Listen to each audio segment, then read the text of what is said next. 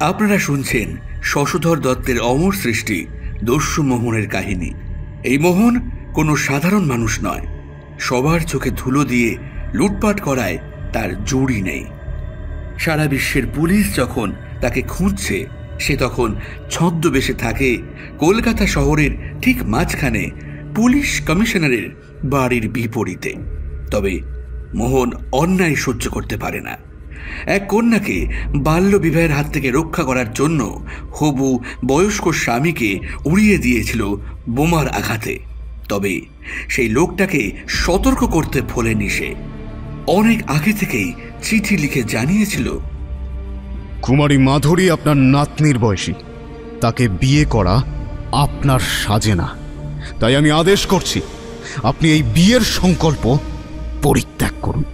আর আমার বারণ সত্ত্বেও যদি আপনি মাধুরীকে বিয়ে করেন, তাহলে আপনার মৃত্যু অবধারিত।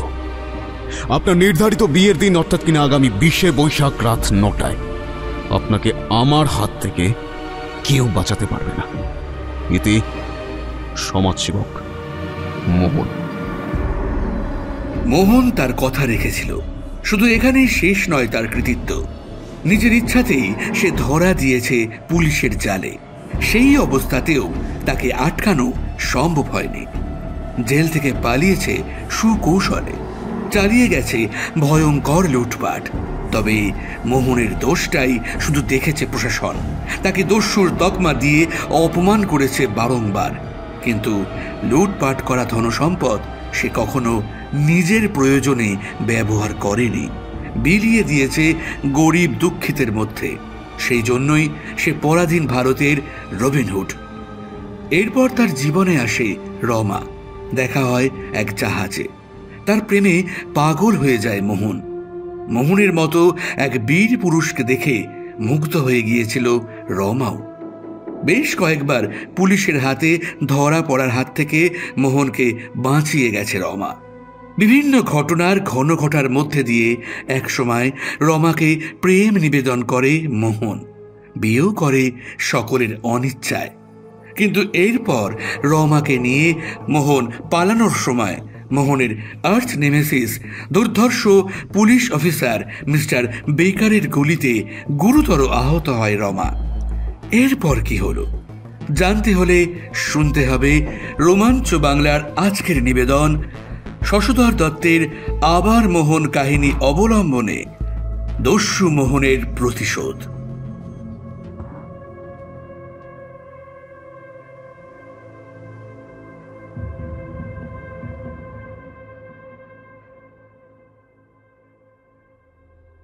কলকাতা পুলিশ হেডকোয়ার্টারের কোনো এক ঘরে কর্তৃপক্ষের এক গুপ্ত অধিবেশন চলছিল। পুলিশ কমিশনারের মুখ খুব গম্ভীর ও বিক্ষুব্ধ দেখাচ্ছিল। তিনি ছাড়া কয়েকজন department chief, chief detective inspector mister বেকার ও ডিটেকটিভ ইন্সপেক্টর মিস্টার সান্যাল উপস্থিত ছিলেন। মিস্টার বেকারের গুলি দস্যু মোহনের পরিবর্তে মিস্টার সোমের কন্যা এবং দস্যু মোহনের স্ত্রী রমা দেবীর দেহে লাগায় যে পরিস্থিতির উদ্ভব হয়েছিল, এবং মিস্টার বেকার দস্যু মোহনকে হাতের নাগালে পেয়েও গ্রেপ্তার করতে না পারায় এই জরুরি তলব। কমিশনার সাহেব প্রত্যেক অফিসারের মতামত শুনছিলেন। আমি সবার আগে আপনার বক্তব্য শুনতে চাই মিস্টার বেকার। আপনি আমাদের দয়া করে বলুন, যখন দস্যু মোহন তার গুলিবিদ্ধ পত্নীকে কাঁধে নিয়ে আপনাদের ভয় দেখাচ্ছিল, তেমন দুর্লভ সুযোগ পেয়েও কেন আপনারা তাকে গ্রেফতার করেননি?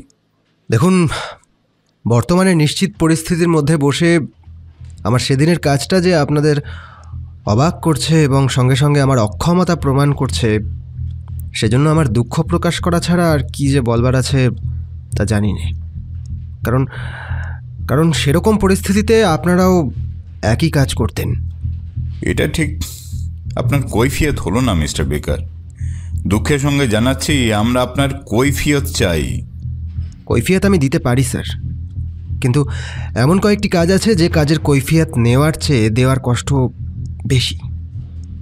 বর্তমানে আলোচ্য বিষয়টিও তেমন একটা।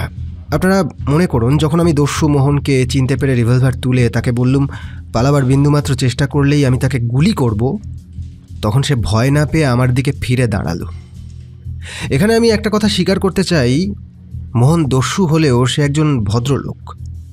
জীবনে আমি বহু লোকের সংস্পর্শে এসেছি, কিন্তু এই দস্যুটার মতো এমন একজন নির্ভীক বীর ও ভদ্রলোকের সঙ্গে তুলনা করা যায় এমন একটাও দেখিনি। না না না স্যার, আপনি অস্থির হবেন না। আমি এই কথাই বলতে চাই, যদি মিস্টার সোমের কন্যা রমা দেবীর গায়ে গুলি না লাগতো, তাহলে সেদিন হয় জীবিত নয় মৃত মোহনকে আমি নিশ্চয়ই এখানে হাজির করতাম। মোহন যখন বলল জগতে কারুর সাধ্য নেই তাকে তার অসম্মতিতে গ্রেফতার করে, তখনই আমি গুলি করবার জন্য তৈরি হলাম। কিন্তু হঠাৎ রমা দেবী যে দস্যুটাকে আড়াল করে দাঁড়াবেন আমি কল্পনাও করতে পারিনি। আমি যখন দেখলাম মোহন চঞ্চল হয়ে উঠেছে, তখনই ভাবলাম সে পালাবার চেষ্টা করবে, আর সেই মুহূর্তেই আমি দ্বিধাহীন মনে গুলি চালালাম। কিন্তু আমি তো তখন জানি না যে রমাদেবীকে তার কাছে আসতে দেখে মোহন চঞ্চল হয়ে উঠেছিল। তা যদি বুঝতাম তাহলে আজ এই দিনটা দেখতে হতো না। কিন্তু তারপরেও কিছু সময় মোহন সেখানে ছিল। সে ধীরে সুস্থে রমাদেবীর দেহ নিয়ে চলে গেল কি করে? কি করে? রমাদেবীর জীবন শত শত দস্যু মোহনের চেয়েও মূল্যবান। তাকে আমি নিজের হাতে খুন করেছি। এই চিন্তা আমাকে উন্মাদ করে দিল। তারপর মোহন কি বলল, কি করলো, কেমন করে চলে গেল, আমি জানি না। কমিশনার ও অন্যান্য অফিসাররা নীরবে বসে রইলেন। এমন সময় মিস্টার সান্যাল কথা বললেন। তিনি ও মিস্টার বেকার এই সাহসী ভারতবাসীর রবিনহুডকে ধরার জন্য নিজের মতন তৎপর হয়েছেন অনেক দিন ধরে। এবার তার বলার পালা। স্যার, মিস্টার বেকার যে ভুল করেছেন সেই ভুল ওর মতো শক্তিমান, জ্ঞানী, অভিজ্ঞ লোকের পক্ষেই সম্ভব।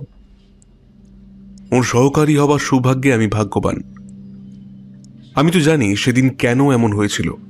যদি রমা দেবী ওর গুলিতে মারা না পড়তেন, তাহলে সাধ্য কি দস্যু মোহনের সেদিন প্রাণ নিয়ে পালিয়ে যায়? কিন্তু যদি কৈফিয়তের কারোর প্রয়োজন দেখা দিয়ে থাকে, তবে সে আমার। আপনার অনুশোচনা আমরা বুঝি মিস্টার সান্যাল। না স্যার, আমাকে বলতে দিন। আমার অক্ষমতার ইতিহাস, এই দস্যু মোহনের হাতে অপদস্থ হওয়ার ইতিহাস যে বলে বোঝানো সম্ভব নয়। এই দস্যু এমন ধূর্ত, এমনি নিষ্ঠুর যে তুলনা করি এমন কিছু আমার জানা নেই। এখন আমি বুঝেছি, সে ইচ্ছা করে আমার সামনে সূত্রের পর সূত্র রেখে বেনারস অবধি টেনে নিয়ে গিয়েছিল। নইলে যে দস্যু মোহন তার অপরাধের কোনো চিহ্ন কখনো রেখে যায় না, আমার ক্ষেত্রে বারবার তার ব্যতিক্রম দেখেও কেন যে আমার সন্দেহ হয়নি, এর চেয়ে অক্ষমতার নিদারুণ ইতিহাস আমার জীবনে আর কি আছে? দস্যু একদিন ট্রেনে দেখা করে দম্ভ ভরে বলেছিল, মিস্টার সান্যাল, আমি ঠিক করেছি, আপনি দেবেন বিয়ে আমার। সেদিন আমি হেসেছিলাম। কিন্তু দস্যু যে আমাকে এরকমভাবে ঠকাতে পারবে, আমাকে দিয়ে বিয়ের কাজ করিয়ে নেবে, এর চেয়ে আমার মৃত্যুও ছিল হাজার গুণ সম্মানজনক। স্যার, আমি অনেক ভেবেছি, অনেক বিবেচনা করেছি। পরে এই সিদ্ধান্তে এলাম যে আমার পক্ষে এই পদে থাকা কোনো রকমই উচিত নয়। আমি এই সভায় ইস্তফা দিলুম। আমাকে মার্জনা করবেন। মিস্টার সান্যাল বসে পড়লেন। ঘরের ভিতরটা একটা অস্বাচ্ছন্দ্যকর নিস্তব্ধতায় ভরে গেল। মিস্টার সান্যাল, আপনার পরাজয়ে আমরা দুঃখিত, কিন্তু আপনার চাকরি ছাড়ার কোনো কারণ দেখছি না। যুদ্ধে হারজিত আছেই। আজ হেরেছেন, কাল যে আবার জয়ী হবেন না এ কথা কেউ বলতে পারে না।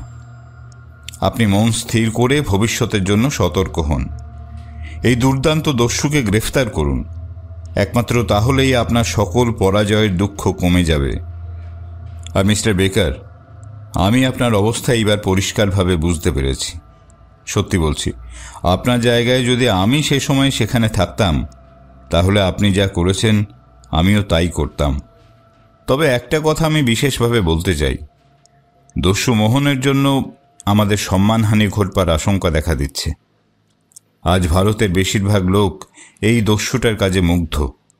তাদের মনে আমাদের অক্ষমতা দিন দিন গভীরভাবে দাগ কাটবে। এটা হতে দেওয়া যায় না। দস্যু মোহন যতদিন জেলের বাইরে থাকবে, ততদিন আমাদের বিপদ কমবে না। মোহনকে খুব তাড়াতাড়ি গ্রেপ্তার করতে হবে স্যার। ঠিক তাই। কিন্তু দস্যু মোহনকে অবিলম্বে গ্রেফতার করা যাবে এমন চিন্তা করার দুঃসাহস আমার নেই। তবে আমরা কিছু ফাঁদের ব্যবস্থা করতে পারি। আপনি কিছু চিন্তা করেছেন মিস্টার সান্যাল? ফাঁদ পেতে কিছু লাভ হবে বলে তো মনে হচ্ছে না স্যার। আপনি ঠিক বলেছেন মিস্টার সান্যাল। দস্যু মোহনের মতো অসীম ধূর্ত ক্রিমিনাল আমার জীবনে আর দ্বিতীয় একটা দেখিনি। তাহলেও দস্যু মোহন যে এবারে অপরাজেয় তেমন চিন্তাও আমি করি না। চমৎকার। এখন কিছু একটা উপায়ের কথা ঠিক করুন যার সাহায্যে এই জঘন্যতম দস্যুকে গ্রেফতার করা যায়। আমি 3 মাসের সময় দিচ্ছি, এর মধ্যে আমার রেজাল্ট চাই। তাহলে সবার আগে একটা কাজ করতে হবে। ভারতের প্রত্যেক বিখ্যাত কাগজে দস্যু মোহনের গ্রেফতারের জন্য 50,000 টাকা পুরস্কার ঘোষণা করতে হবে। যে বা যারা দস্যু মোহনকে গ্রেফতার করতে পারবে বা এমন খবর দিতে পারবে যার ফলে দস্যুকে গ্রেফতার করা যায়, তাকে বা তাদের পুরস্কার দেওয়া হবে। আর আমি মিস্টার সান্যালকে সহকারী হিসেবে চাই। বেশ, তাই হোক। আপনাদের মতো সর্বশ্রেষ্ঠ 2জন ডিটেকটিভ যদি চেষ্টা করেন, তবে দস্যু মোহনের সাধ্য নেই আর আপনাদের টেক্কা দেয়।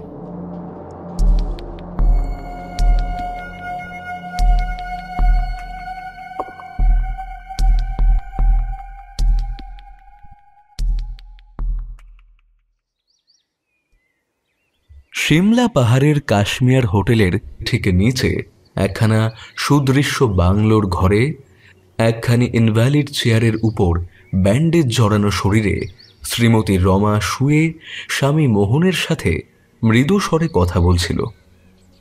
প্রচুর রক্তপাতের জন্য রমাকে খুব রোগা ও ফ্যাকাশে লাগছিল। এমন একটা দিন যে আবার আসবে রানী, তেমনটা আমি ভাবিনি।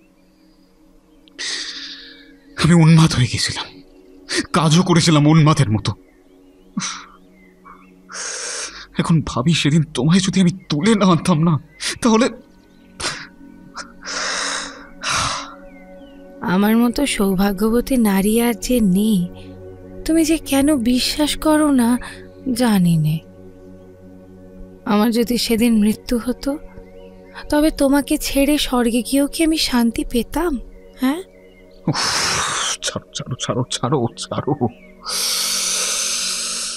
এসব কথা আজ ভাবলেও আমার কষ্ট হয় রানী, কষ্ট হয়। তোমার শরীরটাকে কোনো মতে আমি মোটরে তুললাম, তারপর গাড়িটাকে ঘন্টায় 70 মাইল বেগে কি এক গতিতে ছুটিয়ে আমি দিল্লিতে পৌঁছেছি রানী। সেসব কথা আমার আজ আর মনে নেই। তবে আমার সৌভাগ্যটা কোথায় ছিল জানো রানী? আমি ডক্টর সরকারকে ল্যাবরেটরিতে পাই, আর তিনিই তোমাকে আজ এখানে ফিরিয়ে দিয়েছেন রানী। তিনিই তোমাকে আজ এখানে ফিরিয়েছেন। তারপর কি করলে? তারপর আর কি, ডাক্তার আমাকে চিনে ফেললেন। আমিও নিজের পরিচয় গোপন না করে ডাক্তারের কাছে অনুরোধ করলাম, ডাক্তারবাবু আপনি শুধু আমার রানীকে বাঁচিয়ে দিন, আপনার যত পারিশ্রমিক লাগে আমি আপনাকে দেব। ডক্টর সরকার আমার কথা শুনে মৃদু হাসলেন, তারপর বললেন, আমি টাকা নেব না। যদি আপনার কাজে আমি সফল হতে পারি, তবে সেই হবে আমার পারিশ্রমিক। তিনি এই কথাটা বলে তোমাকে অপারেশন রুমে নিয়ে গেলেন। আর তারপর আজ তুমি এখানে। আমার সব এখনো তেমনই মনে আছে। আচ্ছা মোহন, তোমার আমার সেই প্রথম দেখার কথা মনে আছে? সেই জাহাজে তুমি ছদ্মবেশে ছিলে, কেউ টের পায়নি যে কে মোহন। ওদিকে তুমি সবার ঘর থেকে সোনা চুরি করছিলে, তারপর শেষে ধরা পড়লে। তুমি কি আমায় সব বলে বিব্রত করতে চাইছো রানী? না, আসলে সেদিনই তোমার প্রেমে পড়েছিলাম জানো। আজ এই দুর্ভিক্ষের বাজারে তুমি ধনীর ধন লুটিয়ে দিচ্ছ গরিবদের ঘরে। ওদেরই যে সেটার দরকার তা একমাত্র তুমিই বোঝো। এমন মহৎ কাজ যে করে তাকে বিব্রত করা আমার উদ্দেশ্য নয় মোহন। আমি তো সত্যি খুব ভাগ্যবতী। অন্তর্যামী জানেন যে কে বেশি সৌভাগ্যবান। আমার আরো কঠিন সাজা হতে পারতো সেই চুরির জন্য। অত বুদ্ধিমান লোকেরাও বোঝেনি যে ওই হিরে জহরত আমি লুকিয়ে রেখেছিলাম ক্যামেরার বাক্সে, অথচ তুমি বুঝে গিয়েছিলে। আর এখানে ঈশ্বর তোমার আর আমার মিলন ঘটিয়েছে, আর তারপর তো বাকিটা ইতিহাস, তাই তো? তবে আমরা এখন এখানে কেন? ঠান্ডায় তো জমে যাচ্ছি।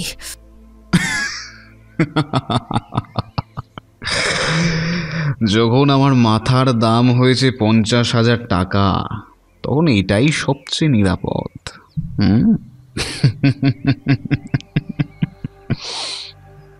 50,000? ওরা তোমায় আজও বুঝলো না? বুঝতে হবে না রানী, বুঝতে হবে না। মনকে সবাই বোঝে না, আর এই ভুল করেছিল সেই জমিদারও। আমার ধাঁচ বুঝতে না পেরে আমাকে অবজ্ঞা করেছিল।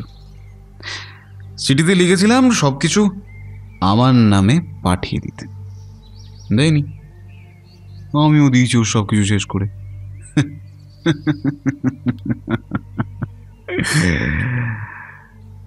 আর কত কি করলাম রানী। জেল থেকে বলেছিলাম পালাবো, পালিয়েছি।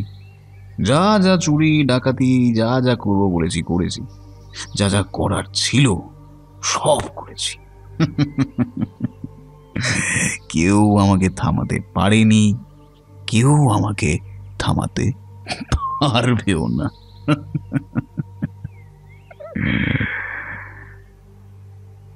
কিন্তু আজ থেমেছি রানী, আজ আমি থেমেছি। আজ থেমেছি আমি তোমার কাছে এসে, কারণ তুমি আমাকে বোঝো রানী, তুমি আমায় বোঝো। এখন আমার একটু শান্তি দরকার রানী, একটু শান্তি। শান্তি তোমার জন্য নয় মোহন, এই অশান্ত দেশের তোমায় দরকার। তবে এরকম ভাবে নয়। কথা দিয়েছ আমাকে তুমি সৎ পথে থাকবে। তুমি দাঁড়াও একটু, থেমো না পুরোপুরি। তবে আমি এটাও জানি এরা তোমাকে শান্তিতে থাকতে দেবে না। না রানী, দেবে না।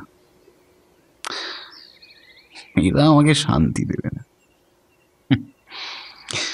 কিন্তু এটা যে আমার শাপে বর হয়েছে রানী, কারণ বেকার যখন তোমাকে এতখানি দুর্ভোগ ভোগ করিয়েছে, তোমার নিরাপত্তার জন্য একটুও সাবধান হয়নি, অর্বাচীনের মতো তোমার দিকে তাক করে গুলি ছুঁড়তে পেরেছে, তখনই আমি প্রতিজ্ঞা করেছিলাম যে এদেরকে এমন সাজা আমি দেব যা এরা মরণ মনে রাখবে। তুমি তো বলেছ আর কোনোদিন তেমন কাজ করবে না। হ্যাঁ বলেছি রানী, বলেছি। কারণ তুমি আমাকে নতুন জীবনের আলো দেখিয়েছ। আমি তোমাকে তাই স্পর্শ করে প্রতিজ্ঞা করেছি কখনো কোনো অন্যায় কাজ করব না, তার অন্যথাও হবে না। তবে বেকারকে আমি বুঝিয়ে দেব, শিক্ষা দেব যে কাজ সে করেছে তার জন্য কি ভীষণ শাস্তি তাকে পেতে হয়। আমি তোমার কথার এক বর্ণও বুঝতে পারলাম না। তুমি কি এখনই আবার ঝঞ্ঝাটের মধ্যে ফিরে যাবে?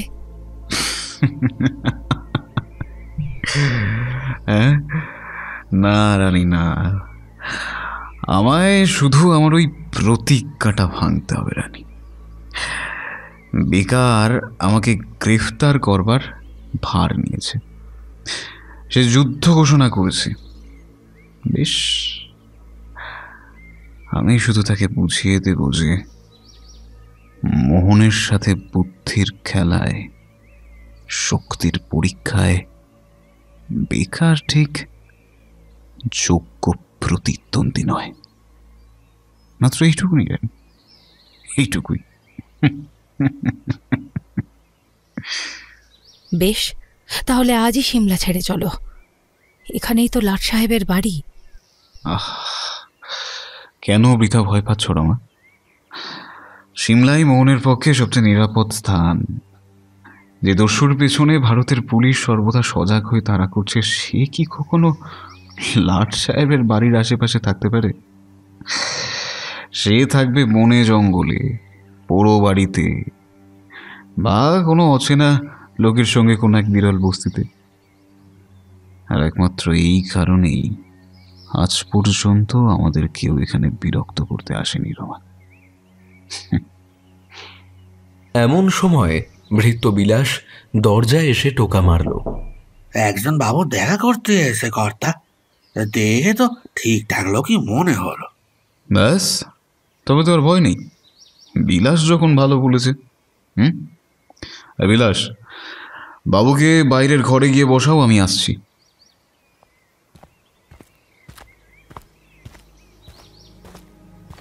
ড্রয়িং রুমে গিয়ে দেখল একটা ভদ্রলোক অপেক্ষা করছেন। মোহন প্রথম দৃষ্টিতেই তাকে পুলিশের লোক বলে চিনতে পারল। মোহন অবিচলিত কণ্ঠে জিজ্ঞাসা করল, আপনি কাকে চান? আপনাকে। আমি ঠিকই চিনেছিলাম, শুধু আমার সহকারীরা সন্দেহ প্রকাশ করে 2 দিন মিছিমিছি পিছিয়ে দিলে। আমি ইম্পিরিয়াল সার্ভিসের ইন্টেলিজেন্স অফিসার। আশা করি এইবার আমাকে চিনতে পেরেছেন। মোহনের অজ্ঞাত সারে মোহনের ডান হাত পকেটের ভিতর অটোমেটিক রিভলভার চেপে ধরল। তার মুখে ফুটে উঠল নিষ্ঠুর হাসি। কিন্তু সে কিছু বলবার পূর্বেই অফিসার বলল, ও কি, আপনি দাঁড়িয়ে রইলেন যে? বসুন। তারপর? মায়াপুরের কুমারের কাছে আমাদের প্রত্যাশা খুব বেশি কিছু নয়। আমাদের একটা চ্যারিটি অনুষ্ঠান হচ্ছে, ওখানে যদি কিছু দান করেন। অবশ্য শুনলাম আপনার স্ত্রী খুবই অসুস্থ। এই কথা? আরে বাবা, এর জন্য আপনি এত কিন্তু কিন্তু হচ্ছেন কেন? না না না, আমার স্ত্রী এখন ঠিক আছে। দাঁড়ান, বিলাস, বিলাস, এই আমার ড্রয়ার থেকে চেক বইখানা নিয়ে আয় দেখি। হ্যাঁ, কথায় কথায় জানা গেল লোকটার নাম হরমোহন বাসু। গল্প করতে করতে উঠল দস্যু মোহনের প্রসঙ্গ। তাহলে তো ভালোই হলো, আপনাদের তো ভালোই হলো তাহলে, যে ধরতে পারবে তার কপালে 50,000 টাকা। আপনি খেপেছেন কুমার সাহেব। মিস্টার বেকারের মতো, মিস্টার স্যান্ডালের মতো 2 দুর্দান্ত গোয়েন্দা পুলিশ যার হাতে নাজেহাল হয়ে জগতের সামনে অপদস্থ হয়েছেন, সেই দস্যু মোহনকে কেউ ধরবে? এই কথা আর যে কেউ বিশ্বাস করুন, আমি করি না কুমার সাহেব। দস্যু মোহনকে ধরতে তো কেউ পারবেই না, উপরন্তু আমাদের গেল কাজ বেড়ে। এই বুঝলাম না তো ঠিক, আপনাদের কাজ বাড়বে কেন? হ্যাঁ, দেখুন, আপনারা বাইরে থেকে অনেক কিছুই জানেন না, আপনারা ধারণাও করতে পারেন না কি ঘটছে। তবে শুনুন, আজ সকালে কাগজে দস্যু মোহনের গ্রেফতারের বিজ্ঞাপন বার হবার সঙ্গে সঙ্গে সেন্ট্রাল গভর্নমেন্টের সিআইডি বিভাগ থেকে যে গুপ্ত আদেশ পেয়েছি, তাতে সিমলার বাসিন্দা, ভ্রমণকারী এবং যারা রোজ আসছেন যাচ্ছেন তাদের প্রত্যেকের সম্বন্ধে নিঃসন্দেহ হতে হবে বলা হয়েছে। এখন বলুন দেখি, এটা কি সহজ কাজ হলো? না, নিশ্চয়ই না, কিন্তু এমন আদেশ কি প্রত্যেকটি শহরেই রয়েছে? নিশ্চয়ই কুমার সাহেব, কিন্তু এত সাবধান হয়েও অবশেষে দেখা যাবে আমরা সফল হইনি। আচ্ছা, ওই মোহনের স্ত্রীকে মিস্টার বেকারি গুলি করেছিলেন না? হ্যাঁ, মিস্টার বেকারের সব সুনাম ওই একটা মাত্র কাজেই নষ্ট হয়েছে। আমি শুনেছি এই জন্য মিস্টার বেকারও আজ কষ্ট পাচ্ছেন।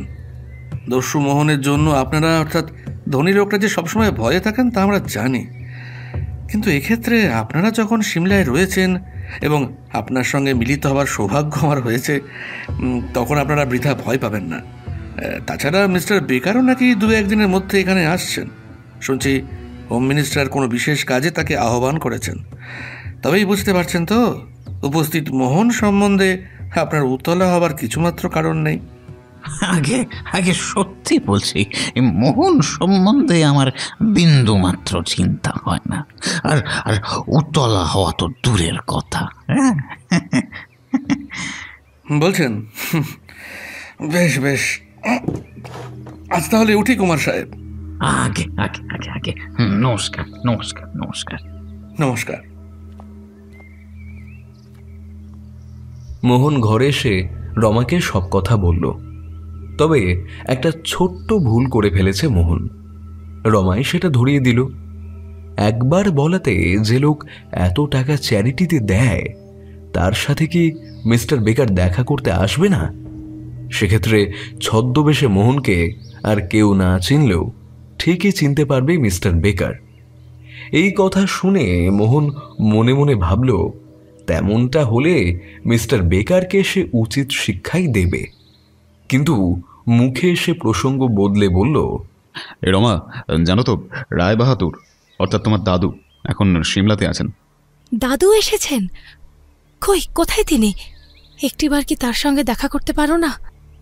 রমার মুখের দিকে স্থির দৃষ্টিতে চেয়ে থেকে মোহন বলল, তোমার কোনো ইচ্ছে হলে সেই ইচ্ছে পূরণ যে মোহনের অসাধ্য নয় তা তো তোমার অজানা নেই রানী। কিন্তু কিন্তু কি? আসলে এই সময় তোমার সংবাদ যদি রাষ্ট্র হয়ে পড়ে তাহলে কি বিপদ হবে তা তুমি বুঝতে পারছো রানী? হ্যাঁ, কারণ রায় বাহাদুর যতই প্রতিজ্ঞা করুন না কেন তিনি যে তা রাখতে পারবেন না তা কিন্তু আমি ভালো করেই জানি রানী। অবশ্য তোমাকেও আমাকে দেখে তিনি যে অত্যাধিক পরিমাণে খুশি হবেন তা আমি জানি। কিন্তু আমাদের শান্তিপূর্ণ জীবনযাপনের জন্য এ সময় সম্পূর্ণ অন্ধকারে থাকাটাই যে সমীচীন রানী। আর তুমিও তো আমাকে এই কথাটাই বলো। রমা কিছুক্ষণ নীরব থেকে ধীরে ধীরে বলল, এই একটি লোককে জানি যিনি নিঃস্বার্থভাবে আমাদের ভালোবাসেন, স্নেহ করেন। যখন আমি আগ্রার প্রাসাদ থেকে তোমার কাছে চলে গেলাম তখন একা শুধু ইনি দাদাকে বুঝিয়েছিলেন যে আমার জন্য চিন্তার কোনো কারণ নেই। আর যেদিন মিস্টার বেকার গেলেন সেখানে তার যাওয়ার কিছু আগে দাদু আসেন। তিনি যখন আমার মুখে শোনেন যে তার নাত জামাই সুরঙ্গের সাংকেতিক শব্দ বুঝতে পেরেছেন তখন তার মুখে সেই অদম্য দীপ্তি, দুর্বার আগ্রহে ভেঙে পড়া বারংবার প্রশ্ন, নাত জামাই পেরেছেন? এখনই আমি তাকে দেখতে চাই। আজও আমার মনে তেমনিভাবে আঁকা রয়েছে।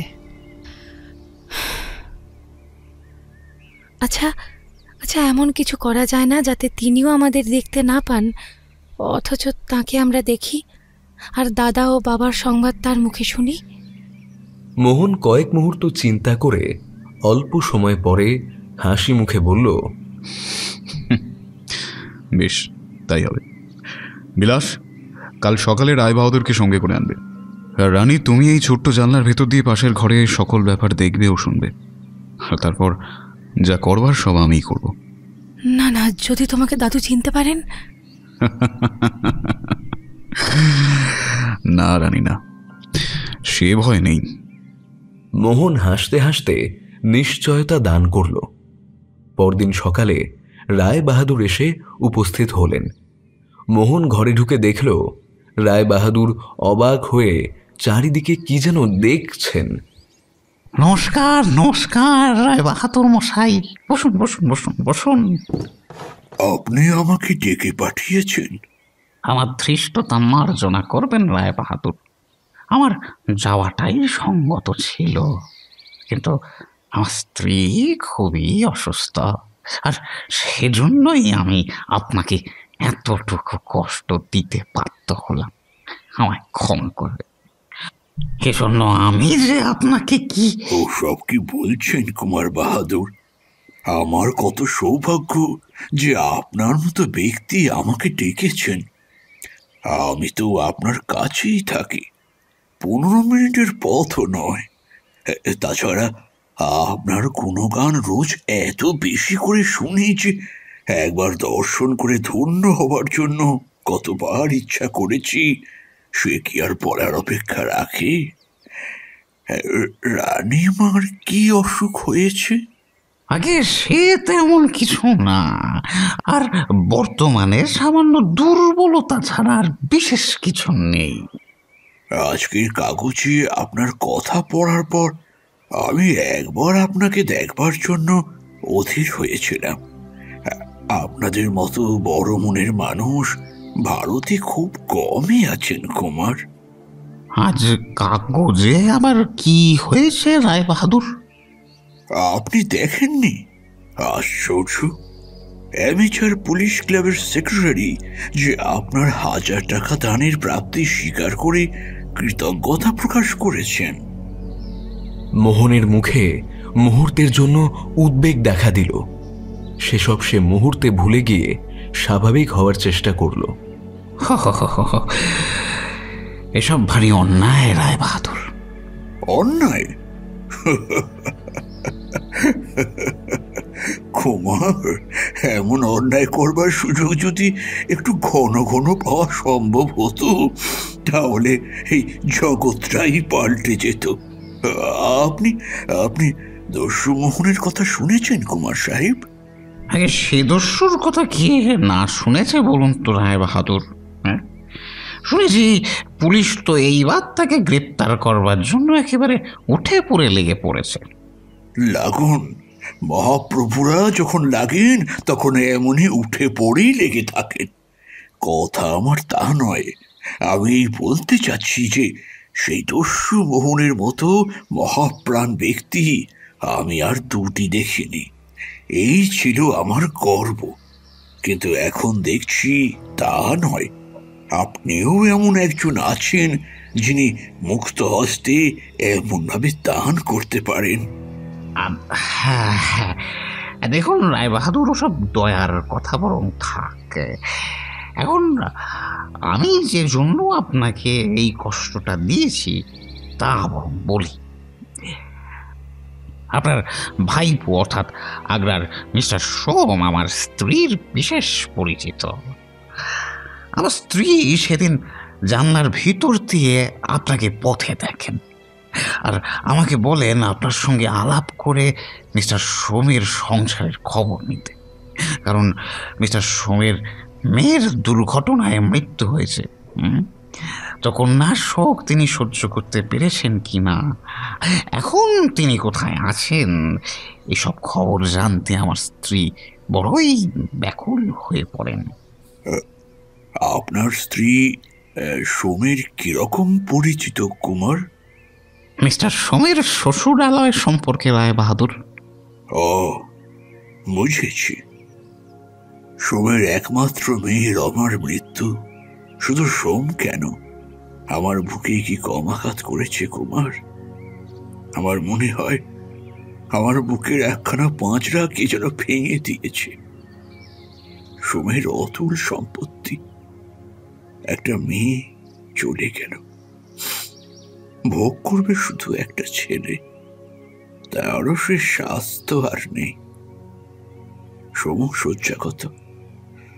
তারা আগ্রার প্রাসাদ বন্ধ করে বর্তমানে পুরীর বাড়িতে রয়েছে। আপনি কি সিমলাতে প্রায় আসেন? তেমন সৌভাগ্য কি আমরা করেছি কুমার সাহেব? নিতান্ত দায়ে পড়ে আসতে হয়েছে। ডাক্তার দেখাচ্ছিলাম, শরীর অসুস্থ। হঠাৎ নোটিশ পেলাম যে পাহাড়ে না গেলে আগ্রাও ছাড়তে হবে। কার নোটিশ রায় বাহাদুর? গভর্নমেন্টের নাকি? না ভাইয়া, সে বয়স তো আর আমাদের নেই। নোটিশ পেলাম ডাক্তারের কাছ থেকে, তাই কয়েকদিনের জন্য হাওয়া খেতে এসেছি। কিন্তু এই ভীষণ শীত তো আর সহ্য হয় না। তাছাড়া ওই মোহনের কথা বলছিলাম কুমার। হাজার দস্যু হোক সে, যার কাছে দস্যু তার কাছে দস্যু, কিন্তু কুমার সাহেব আমার সে অত্যন্ত প্রিয় হয়ে উঠেছিল। তবে কাগজে দেখলাম গভর্নমেন্ট মোহনের মাথার দাম 50,000 টাকা রেখেছে। তা করুন, কিন্তু আমার জানতে বড় ইচ্ছা হয় আমার রমা দিদি কি কোনো উপায় বেঁচে থাকতে পারে না? অসম্ভব নাও হতে পারে রায় বাহাদুর। আপনিও তা বিশ্বাস করেন? করি করি, আলবাত করি রায় বাহাদুর। এই জগতে কত আশ্চর্য কাহিনী দিকে দিকে ঘটছে, আর গুলি খাওয়া একটি মেয়ে কি আর সুস্থ হতে পারে না? তবে মিস্টার বেকারের মতন মানুষ যখন এই শহরে এসেছেন, তখন বুঝতেই হবে মোহন এখানেই আছে। হঠাৎ এ কথা মনে হলো কেন রায় বাহাদুর? এমনি মিস্টার বেকার কি যারা চেনে তারা জানে বেকার বিনা উদ্দেশ্যে কোনো কাজ করেন না। আমার সঙ্গে যদি মোহনের দেখা হয়ে যায় তাহলে তাকে বলবো, ভায়া সরে পড়ো। আমি ভগবানের কাছে প্রার্থনা করি রায় বাহাদুরের বাসনা পূর্ণ হোক। রায় বাহাদুর বিদায় নিলেন। সেদিন সকালে এই রেলপথের শেষ স্টেশন সিমলা পাহাড়ে যখন কালকা সিমলা মেল ট্রেন এসে থামল, তখন স্টেশনে কয়েকজন উচ্চ পদস্থ রাজ কর্মচারী এসে অপেক্ষা করছেন মিস্টার বেকারের জন্য। একটু পরেই ট্রেন থেকে তিনি নামলেন। Good morning mister Basu. দিল্লিতে আপনার জরুরি তার পেলাম, নচেত আসছে কাল এসে পৌঁছাতাম। আশা করি আপনার সন্দেহ অমূলক নয়। তারপর সংবাদ বলুন। কুমার সাহেব খোশ মেজাজে আছেন তো? হ্যাঁ, তা আছেন, তবে নজরও রাখা হচ্ছে। ধন্যবাদ। আপনার বিবরণে যদি ভুল কিছু না থাকে তবে যে মহাপ্রভুকে আমরা পাওয়ার জন্য ছুটে মরছি তিনি। কারণ কর্মজীবনে এমন কোনো লোককে দেখলাম না যিনি অকারণে এমন দাতা হতে পারেন। তাছাড়া আমি খবর নিয়েছি মায়াপুরের কুমার এখন দিল্লিতে রয়েছেন। সস্ত্রীক আগামীকাল সিমলায় আসবেন। আসল কুমারের সঙ্গে আমার বহুদিনের পরিচয়। আপনার দ্বিতীয় কুমারের স্ত্রী তবে সঙ্গেই আছেন? হ্যাঁ স্যার, আমি নিশ্চিত। তা আমাদের তথাকথিত বন্ধুকে গ্রেফতার করার জন্য কি বন্দোবস্ত করেছেন আপনি? দস্যুমোহনকে সিমলায় গ্রেপ্তার করবার জন্য বিশেষ বন্দোবস্তের প্রয়োজন হবে না। তাছাড়া তার স্ত্রী অসুস্থ, সুতরাং আপনি যদি বলেন তবে যে কোনো সময় 2-4 জন সিপাহী ও সার্জেনকে নিয়ে গিয়ে কাজ শেষ করে আসবো। হ্যাঁ, সর্বনাশ করছেন কি? আমি এখন এই মুহূর্তেই ওই ভিলা ঘেরাও করতে চাই। আপনি দেখছি দস্যু মোহনকে চেনেন না। তার হাসি মুখ দেখে তাকে একজন সাধারণ মানুষ বলে মনে করেছেন দেখছি। যাই হোক, আপনি এই মুহূর্তে হেডকোয়ার্টারে যান এবং অবিলম্বে একটা বাহিনী নিয়ে চলে আসুন। আমি এদের সঙ্গে মোহনের ভিলার কাছে অপেক্ষা করব। এরপর প্রায় 20 মিনিট পরে একটা সশস্ত্র পুলিশ বাহিনী নিঃশব্দে এসে স্বর্ণ ভিলার 3 দিক ঘিরে ফেলল। নজর রাখা হলো সামনের দিকে। যে অফিসার মোহনের উপরে নজর রেখেছে সে কোথায়? মিস্টার বাসু চারিদিকে দেখতে লাগলেন, কিন্তু কাউকে দেখতে না পেয়ে মুখে আতঙ্কের ছাপ দেখা দিল। আরে সর্বনাশ, তাকে দেখছি না যে। অফিসার আজ ডিউটিতে এসেছিলেন? স্যার, পালা করে 2 জন অফিসার মোহনকে নজরে রাখে, একজন দিনে একজন রাত্রে। দিনের অফিসার চলে আসলে তিনি নাইট ডিউটির অফিসারকে রিলিভ করেছেন। নাইট ডিউটির অফিসার আমার কাছে রিপোর্ট দিয়ে তবে কোয়ার্টারে গেছেন, কিন্তু ডে ডিউটিতে থাকা অফিসারটি কোথায় গেল বুঝতে পারছি না স্যার। সব বুঝেছি। আসুন বাড়িটা একবার দেখে আসি। তারা বাড়ির সামনে এসে দাঁড়ালেন, কিন্তু সেখানে গিয়ে তাদের অবাক হয়ে দাঁড়িয়ে থাকা ছাড়া কিছু করার ছিল না। ঘরে তালা দেওয়া, গোটা বাড়ি শুনশান। তালা ভেঙে ভিতরে ঢুকে অজ্ঞান অবস্থায় পাওয়া গেল সেই অফিসারকে যাকে নজর রাখার দায়িত্ব দেওয়া হয়েছিল। পাওয়া গেল একটা চিঠি, সেটা অবশ্যই মিস্টার বেকারের জন্য। অর্থাৎ সে জানত মিস্টার বেকার আসছেন। এর দায় বর্তায় মিস্টার বাসুর উপর। তিনি খেলার ছলে খবরটা দিয়ে বসে আছেন খোদ মোহনকে। মিস্টার বেকার মিস্টার বাসুর সাথে মোটর সার্ভিস স্টেশনে এসে হাজির হলেন। জানা গেল ঠিক 7টার সময় 2 জন বাঙালি সাহেব ও একজন ভৃত্য একখানি মোটরে কালকা গিয়েছেন। আচ্ছা, বলছি কোনো মহিলা সঙ্গে ছিল? না স্যার। আর কোনো গাড়ি কালকা যায়নি? আরও 2খানা গেছে স্যার। একটাতে একজন ইউরোপিয়ান, অন্যটিতে একজন মেম সাহেব এক ভৃত্যকে নিয়ে কালকা গেছেন। তুমি নিশ্চিত যে ওরা ইউরোপিয়ান ছিল? তিনি যে ইউরোপিয়ান অনুমান করা কি এমনই শক্ত কাজ স্যার? শক্ত কাজ বই কি, আমি তো অনেক সময় ভুল করি। কিন্তু আমাদের ভুল হয় না স্যার। এইবার হয়েছে। মিস্টার বেকার আর সেখানে তিলমাত্র অপেক্ষা করলেন না। তিনি টেলিগ্রাফ অফিসে এসে কালকায় জরুরি তার পাঠিয়ে দিলেন।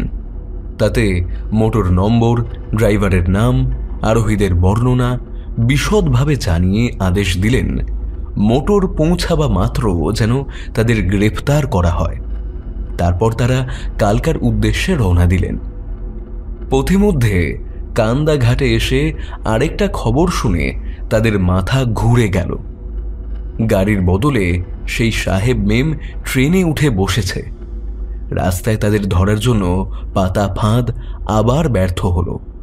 মিস্টার বেকার কালকায় গিয়ে দেখলেন সেখানকার পুলিশ ট্যাক্সি গাড়ি দুটোকে আটক করেছে। তাদের জিজ্ঞাসাবাদ করেও দস্যুর বিশেষ কোনো সংবাদ পাওয়া গেল না।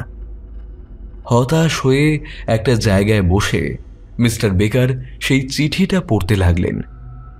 মাই ডিয়ার মিস্টার বেকার, সংবাদপত্রে আপনি আমার মূল্য নির্ধারণ করে যে বিজ্ঞাপন দিয়েছেন তা দেখে খুশিও হলাম যত, ব্যথিতও হলাম তত। খুশি হলাম এই ভেবে যে এতদিন পরে আপনার ধৃষ্টতার প্রতিফল দেওয়ার সুযোগ পেলাম, আর আমার স্ত্রীকে গুলি করার মতো আপনার দুঃসাহস এইবার চূর্ণ করতে পারবো ভেবে আমার মন আনন্দে নেচে উঠল। আর ব্যথিত হলাম এই দেখে যে আমার মাথার দাম, অর্থাৎ দস্যুমোহনের মাথার দাম মাত্র 50,000 টাকা করেছেন দেখে। না না না না মিস্টার বেকার, না, অন্তত লক্ষাধিক টাকা হলেও কিছু সান্ত্বনা পাওয়া যেত। আপনার বোধহয় মনে আছে মিস্টার বেকার যে কিছুদিন আগে আমি দিল্লি ডেইলি নিউজ পড়ে চিঠিতে লিখেছিলাম যে আমি শান্তি চাই, নিরঙ্কুশ নিরবিচ্ছিন্ন শান্তি। আমি কাউকে বিরক্ত করব না, আর অপরেও যেন আমাকে বিরক্ত না করে। মানে আমি বলতে চাই যে আমি কোনো সৎ লোকের কোনো ক্ষতি করব না। আপনি জানেন আমি আপনাকে শ্রদ্ধা করি, আর আপনাকে শ্রদ্ধা করি এই জন্য যে একমাত্র আপনি একবার মোহনকে গ্রেপ্তার করতে পেরেছিলেন, কিন্তু ধরে রাখতে পারেননি। তবে মিস্টার বেকার, গতবারে সেই সুযোগ পেয়েছেন বলে যদি এবারও তাই ভাবেন, তাহলে বলে রাখি আপনার প্রাণের নিশ্চয়তা আমার হাতে নেই। যাকে এবার শুনুন, আমি এক্ষেত্রে আপনার সাথে দেখা করবার সুযোগ নিলাম না, কারণ আমি ভেবে দেখলাম যে আপনাকে সরে দাঁড়াবার একটু সুযোগ আমারও দেওয়া প্রয়োজন। তাই ইচ্ছে থাকলেও আমাকে অনিচ্ছুক মনে চলে আসতে হলো। কিন্তু হ্যাঁ, এই চিঠির কথার এদিক ওদিক হলে আমি কিন্তু আপনার সাথে আবার দেখা করব। আর একটা কথা বলে আমি এই চিঠিটা শেষ করতে চাইছি। শুনলাম আপনি নাকি আমাকে গ্রেপ্তার করবার জন্য মাত্র 3 মাসের সময় গভর্নমেন্টের কাছ থেকে নিয়েছেন। হ্যাঁ,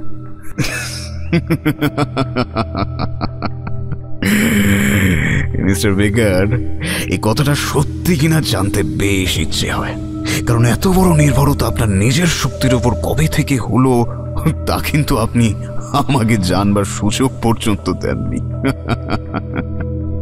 তবে হ্যাঁ, যদি এই কথাটা সত্যি হয় তবে আপনার জন্য আমার বেশ দুঃখ হচ্ছে মিস্টার বেকার, কারণ 3 মাস কেন 3 জন্ম ফিরে এলেও আপনি আমার ইচ্ছের বিরুদ্ধে আমার দেখা পাবেন না। অবশ্য এ কথা বোঝবার সময় এখনো আপনার হয়নি। এতে মোহন। আর কোনো আশা নেই। ফিরে আসার তোড়জোড় শুরু হলো। গাড়ি তৈরি হতে দেরি হওয়ায় ওয়েটিং রুমে অপেক্ষা করছিলেন মিস্টার বেকার। আপাতত সিমলাতে ফিরতে হবে। মিস্টার বেকার স্থানীয় অফিসারদের থেকে বিদায় নিয়ে মিস্টার বাসুর সাথে মোটরে চড়ে বসলেন। মোটর সিমলার দিকে ছুটতে লাগল। কিছু দূর এগোনোর পর মিস্টার বেকার পকেটে হাত ঢুকিয়ে রুমাল বের করতে গিয়ে দেখলেন একটা চিঠি তার পকেটে রয়েছে। হ্যাঁ, চিঠি আবার কখন এলো? My goodness, scoundrel! দেখুন দেখুন দস্যুটার সাহস। আমরা তাকে গ্রেফতার করার জন্য কালকায় ছুটোছুটি করে মরছি, সে সময় সে ওয়েটিং রুমের বাইরে দাঁড়িয়ে আমাদের কথা শুনছিল। এত বড় দুঃসাহসী দস্যু আপনি আর কখনো দেখেছেন? হ্যাঁ, বলেন কি মিস্টার বেকার? তাহলে চলুন, আমরা তো আর বেশি দূর যাইনি। না, এখন সে নাগালের বাইরে। চিঠিতে আমাকে চ্যালেঞ্জ করেছে। দেখুন দেখুন, পড়ে দেখুন। মিস্টার বাসু পত্রখানি পড়তে শুরু করলেন। ডিয়ার বেকার, আমি ধরে নিলাম যে আপনি আমার ইচ্ছে মতো, অনুরোধ মতো কাজ করতে অনিচ্ছুক। আমি আপনাদের প্রত্যেকটি কথোপকথন শুনেছি। আপনি আমাকে শেষ পর্যন্ত ধাওয়া করতে চান। বেশ বেশ, তাই এইবার আপনাকে যুদ্ধে আহ্বান করতে আমার আর কোনো দুঃখ নেই। আমি আপনার জন্য এখন থেকে 6 সপ্তাহ অপেক্ষা করব, আর এর মধ্যে যদি আপনি আমাকে গ্রেপ্তার করতে পারেন তাহলে উত্তম, আর না হলে আমি যে প্রতিজ্ঞা করেছি তা পালন করব। আর আমার প্রতিহিংসা কতখানি ভয়াবহ হবে তা কিন্তু আপনি কল্পনা করবারও চেষ্টা করবেন না, কারণ মোহন যখন বদলা নেয় তখন বিধাতা পর্যন্ত ভয়ে চমকে ওঠে। কিন্তু আমি নিরুপায় মিস্টার বেকার, আমি নিরুপায়, কারণ আপনি আমাকে এই পথে টেনে এনেছেন, আপনিই যুদ্ধ ঘোষণা করেছেন, অতএব আপনাকেই তার প্রতিফলন গ্রহণ করতে হবে। আমি আপনাকে 6 সপ্তাহের সময় দিলাম মিস্টার বেকার, ঠিক 6 সপ্তাহ, কারণ ওই সময়টুকু আমার বিশেষ প্রয়োজন আমার নিজেকে শান্ত করবার জন্য, আমাকে সুখী করবার জন্য। অতএব আপনি এই সময়টুকু নির্বিবাদে, নিঃসংকোচে, নির্ভয়ে যেমন ইচ্ছে তেমন ভাবে ব্যয় করতে পারেন, কিন্তু তারপর আমি প্রতিশোধ নেব। আর সেই প্রতিশোধের আগুনের জ্বালায়, যন্ত্রণায়, বেদনায় আপনি দিক বিদিক জ্ঞান শূন্য হয়ে সারা জগতে ছুটোছুটি করে বেড়াবেন মিস্টার বেকার। কিন্তু আমি আপনাকে এখন থেকেই আশ্বাস দিয়ে রাখছি, সে জ্বালা আপনার সহজে কমবে না। তবে এখনো সময় আছে মিস্টার বেকার, এখনো আমি আপনাকে মার্জনা করতে পারি, কিন্তু এরপর আর উপায় থাকবে না। অতএব নীতি আপনার চিরশত্রু মোহন। মিস্টার বাসু চিঠিটা পড়ে মিস্টার বেকারের হাতে ফেরত দিলেন। তার মুখ শুকিয়ে গেছে। তিনি মিস্টার বেকারের দিকে চেয়ে দেখলেন মিস্টার বেকার গভীর চিন্তায় ডুবে গেছেন। কি ভাবছেন কে জানে। আমি একটা বিষয়ে অবাক হচ্ছি যে মোহন এই দুখানা চিঠিতে তার স্ত্রীর কথা, অর্থাৎ রমা দেবীর কথা একবারও কেন উল্লেখ করেনি। সত্যিই কি তার স্ত্রী অসুস্থ এই অজুহাতে সিমলায় ছিল? যদিও তার স্ত্রীকে দেখবার আমার সুযোগ ঘটেনি, তবে সিমলার সিভিল সার্জনকে জিজ্ঞাসা করলে নিঃসন্দেহ হতে পারবেন, কারণ আমি শুনেছি যে তিনি তার স্ত্রীকে চিকিৎসা করছিলেন। তাই হবে। এবার গন্তব্য রায় বাহাদুরের বাড়ি। তাকে একটা জরুরি খবর দেওয়ার আছে মিস্টার বেকারের। সকাল সকাল গিয়ে হাজির হলেন তারই বাড়িতে। মিস্টার বেকার সিমলাতে যে হোটেলে উঠেছিলেন সেখান থেকে রায় বাহাদুরের থাকার জায়গা খুব বেশি দূরে নয়। প্রথম দেখায় অভিবাদন জানানোর পর এদিক ওদিক নানা বিষয়ে কথা হলো। এরপর মিস্টার বেকার আসল কথাটা তুললেন। আচ্ছা, শুনলাম আজ সকালে আপনি নাকি স্বর্ণভিলায় গিয়েছিলেন। কেন? আপনার কার সঙ্গে প্রয়োজন ছিল ওখানে? আমি মায়াপুরের কুমার বাহাদুরের সঙ্গে দেখা করতে গিয়েছিলাম মিস্টার বেকার, কিন্তু তা কতদিন থেকে তার সঙ্গে পরিচিত আপনি? কাল থেকে। ও আচ্ছা, বুঝতে পেরেছি। আপনি এত দূর এসে তাঁর খোঁজ করছেন, মানে সে মোহন না হয়ে যায় না। কিন্তু সত্যি বলছি, আমি মোহনকে আমি গতকাল এক মুহূর্তের জন্য চিনতে পারিনি। তাহলে আরও একটা খবর দিই, রমা তার কাছেই আছে, সে মরেনি। আমি মোহনের পিছনে অনেক বছর ধরে ঘুরছি। সে যাকে ভালোবাসে তাকে ছাড়ে না এত সহজে। রায় বাহাদুর আনন্দ উত্তেজনায় অস্থির হয়ে উঠলেন। মিস্টার বেকারকে প্রাণ ভরে আশীর্বাদ করলেন রায় বাহাদুর। মিস্টার বেকার রায় বাহাদুরের থেকে বিদায় নিয়ে বেরিয়ে এলেন বাড়ি থেকে। এরপর দেখতে দেখতে 5 সপ্তাহ পেরিয়ে গেল। মিস্টার বেকার ও মিস্টার সান্যাল গভর্নমেন্টের অপরিসীম অর্থবল, লোকবল, শক্তি ও সুযোগ নিয়ে সারা ভারতবর্ষ চষে ফেলতে লাগলেন, কিন্তু দস্যু মোহনের কোনো সন্ধানই পেলেন না। তারা অবাক হয়ে ভাবতে লাগলেন, অবশেষে কি দস্যু মোহন ভারতবর্ষ ছেড়ে চলেই গেল? মিস্টার বেকারের মনেও সেই ধারণা জন্মালো। এর মধ্যে একদিন, সময় সকাল 7টা, মিস্টার বেকার অফিসে বসে মিস্টার সান্যালের সঙ্গে কথা বলছিলেন। সত্যি মিস্টার সান্যাল, আমি একটু উদ্বিগ্ন হয়ে উঠেছি।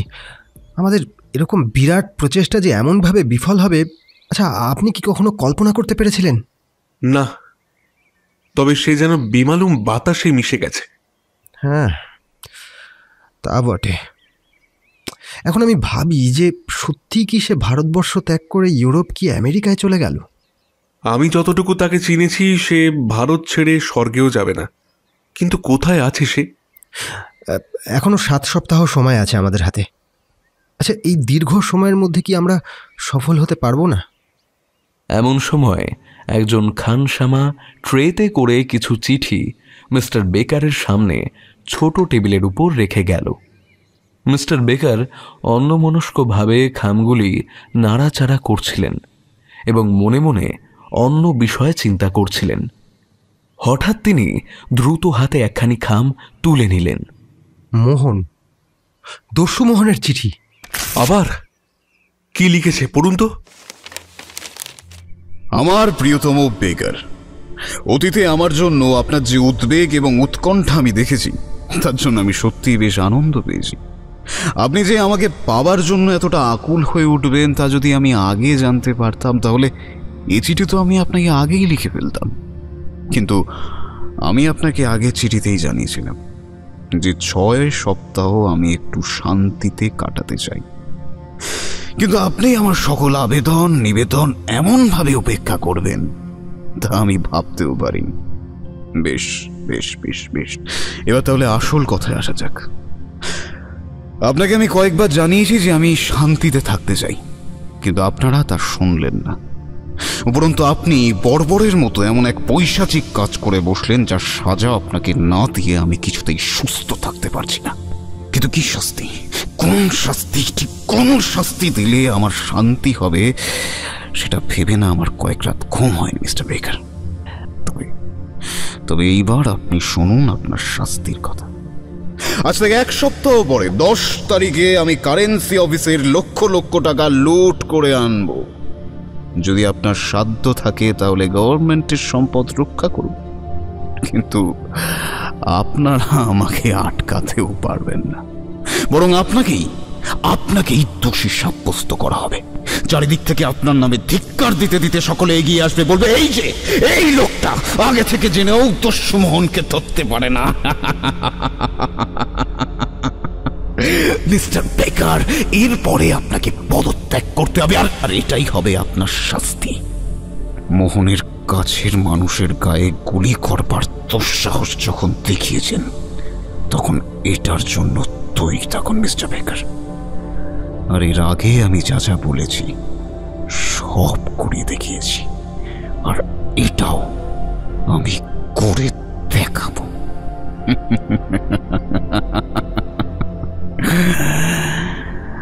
বিদায় বন্ধু, বিদায়। আবার দেখা হবে।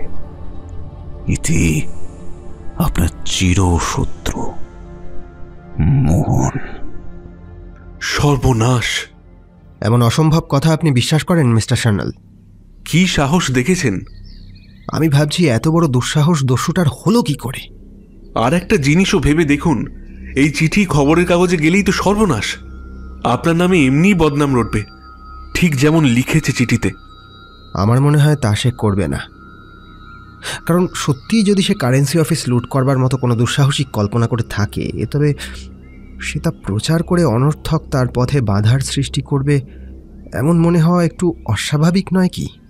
কিছুই অস্বাভাবিক নয় মিস্টার বেকার, কিন্তু ও সফল হলে আমাদের কেরিয়ার শেষ।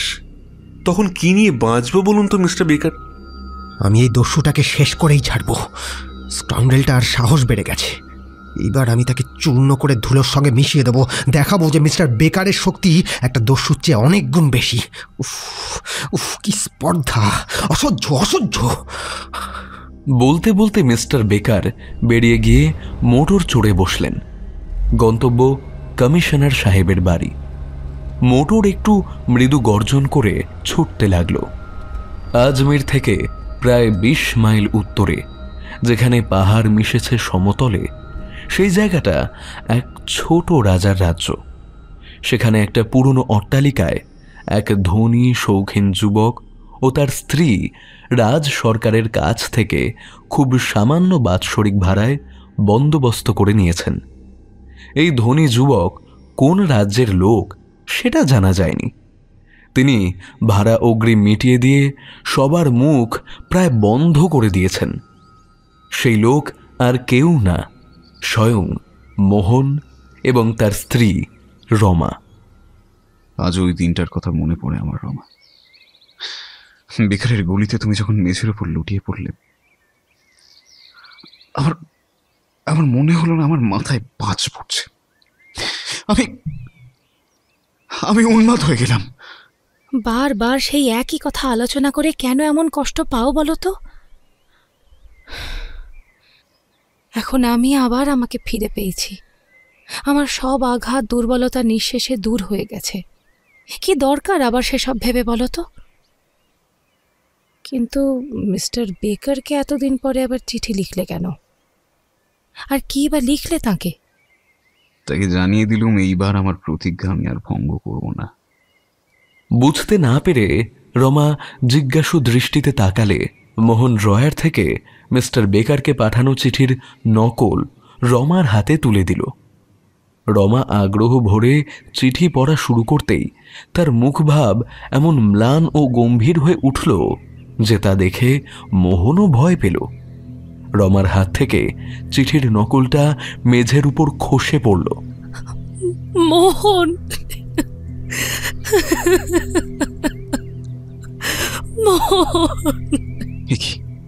কি রানী,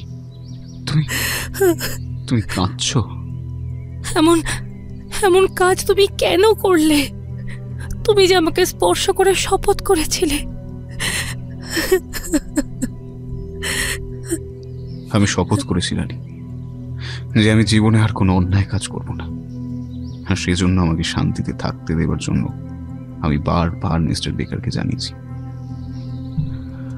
অতীত নিয়ে যদি আপনারা আর নাড়াচাড়া না করেন তবে ভবিষ্যতের জন্য আপনাদের কিছুমাত্র দুশ্চিন্তার কারণ হব না আমি। কিন্তু তারা আমার প্রত্যেকটি প্রস্তাব উপেক্ষা করেছেন। তাছাড়া রানী, আমি মনে এই ভেবে সান্ত্বনা পেয়েছিলাম যে আমি যদি কোনো অন্যায় কাজ না করি তবে আমার পেছনে ছোটবার ওদের বিশেষ কোনো গরজ থাকবে না। কিন্তু তুমি জানো রানী, তোমাকে কাছে পাওয়ার পরম সৌভাগ্যের পর আমি কোনো কাজই করি না, না সৎ না অসৎ। কিন্তু যে লোকটা তোমাকে গুলি করবার দুঃসাহস দেখায় তাকে শাস্তি না দিয়ে আমি যদি চুপ থাকি তবে যে আমার অস্তিত্বটাও শেষ হয়ে যায় রানী। কিন্তু মিস্টার বেকার ইচ্ছা করে গুলি করেননি। আমি বুঝি রানী, আমি বুঝি, কিন্তু তিনিও সতর্ক ছিলেন না। সবাই এত বেখেয়ালি বলেই আজ দেশের এই অবস্থা। এর শাস্তি কেউ পাবে না বলছো? কিন্তু সেজন্য তো হাজার পথ খোলা রয়েছে। তবে তুমি এই ভয়ঙ্কর পথ বেছে নিলে কেন? ভয়ঙ্কর? বাকি কাজের তুলনায় এই পথ আমার অনেক সহজ বলে মনে হয়েছিল। আমার অনুরোধ, তুমি এই তুচ্ছ বিষয়ে অন্তত মাথা কামিও না। তুমি যখন কাজে যাবে আমি কোথায় থাকবো? কেন, এই প্রাসাদেই থাকবে তুমি। আর তোমাকে পাহারা দেবার জন্য আমি তো 20 জন বিশ্বস্ত অনুচরকে রেখে যাব। এমন সময় তাদের শোয়ার ঘরের দরজায় টোকা পড়ল। তারপর ভিতরে ঢুকে এলো বিলাস। খুব জরুরি দরকার ছাড়া সে আসে না। মোহন তাকে বাইরে অপেক্ষা করতে বলল। রমার থেকে বিদায় নিয়ে চলে এলো বাইরের ঘরে। নোটঘর পুলিশে চেয়ে গেছে কর্তা। সিটির নকল সংবাদপত্রে পাঠানো হয়ে গেছে। আপনি কবে যাবেন কলকাতা? কাল ভোরে। আর একটা কথা কর্তা, আপনার গাড়িটা নিয়ে এসেছি। হ্যাঁ? বাপরে, বলিস কি? তা কি করে পারলি? যখন কলকাতায় এলুম ভাবলুম দেখে যাই গাড়ি গানা কোথায় দেখি। গিয়ে দেখি একজন সেপাই একটা লাঠি হাতে করে বসে আছে গ্যারেজের সামনে। রাত তখন 8টা কি 11টা হবে। আমি সিপাহী বাবাজির সঙ্গে গল্প করতে করতে একসময় তাকে বেঁধে ফেললো।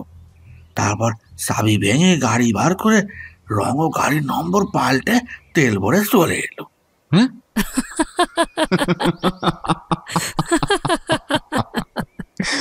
এ কথা শুনে মোহন ও রমা দুজনেই হেসে উঠল। এদিকে কলকাতায় তোড়জোড় পড়ে গেল। মোহনের মোটর গাড়ি কলকাতা থেকে উধাও হয়েছে। তার মানে সে কি কলকাতায় আছে? এই প্রশ্ন ঘুরতে লাগলো কলকাতার আনাচে কানাচে।